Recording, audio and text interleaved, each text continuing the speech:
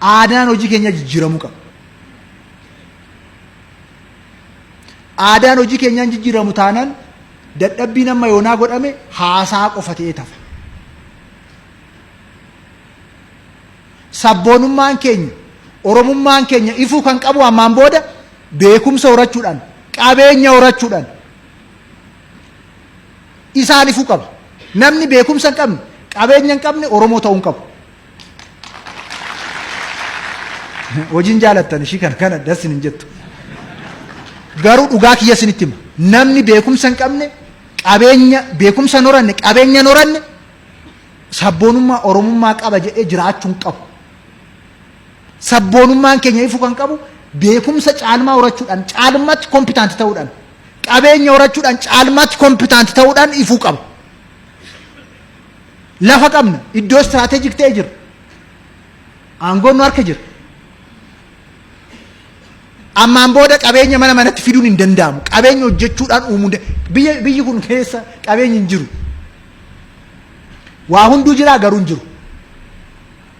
Wanti jiru sun jiraachuutti kan jijjiiramu, nu harka galuutti kan jijjiiramu halkanii guyyaa yoo hojjenne qofadha. Isaaf immoo beekumsa barbaachisaa namni halkanii guyyaa beekumsaan of cimsuudhaaf hojjechuu danda'utu irra jiraata. Halkanii guyyaa qabeenya jirtu immoo itti fayyadamuudhaaf hojjechuu danda'utu irra jiraata. Warraaqsa dinagdee Oromoo yeroo jennu kaampaanii 2-3 qofa ijaaruudhaaf miti. Oromoon hojiitti galuu qaba. Maaliif karoorfameera akka sila jedhetti hoggansi haaromsaa properly karoorsa. Injifannoo siyaasaa booda maal hojjenna karoorsee jira. Diinni keenya dirree waraanaa keenya amma ittaanee jiru dinagdeedha. Karra carraa kanaaf Oromoon of ijaaree wal ijaaree gurmaa'ee beekumsaan of cimsee itti galuu qaba. Qeesaarra haga hoornitti haga addunyaatti dinagdeetti galuu qaba. Dinagdeen garuu akkuma qabsoo siyaasaa sana dudda nama kutti. Duddi keenya citee hojii dinagdeetti galuu qaba.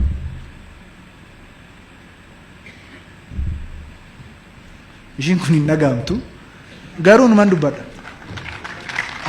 Ammaan booda amma lubbuudhaan jirutti yoo jiraate dhimmi hin dubbadhu yoo jiraate isa kana.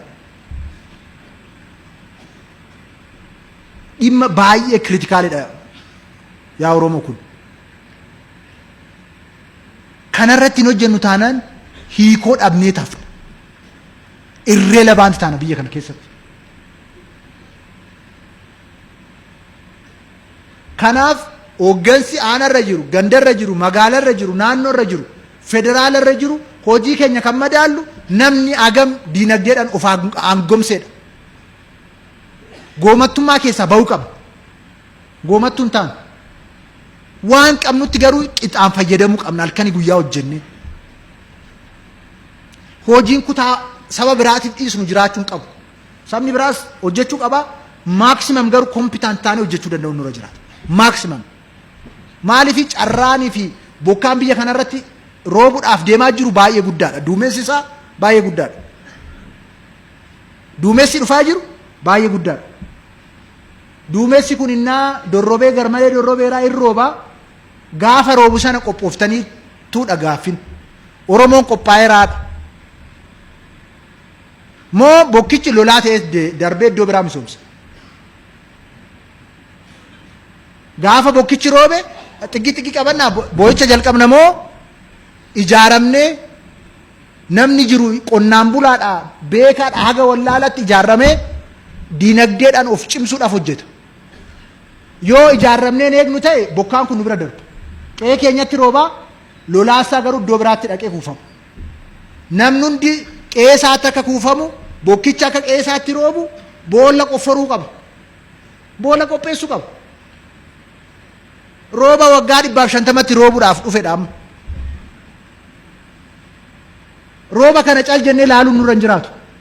Boolla qofforachuudha. Boollichi immoo beekumsa ijaaramuudha. Ijaaramnee beekumsa qabannee bokkaa dhufu kana ofiif oolfachuu danda'u nurra jiraata.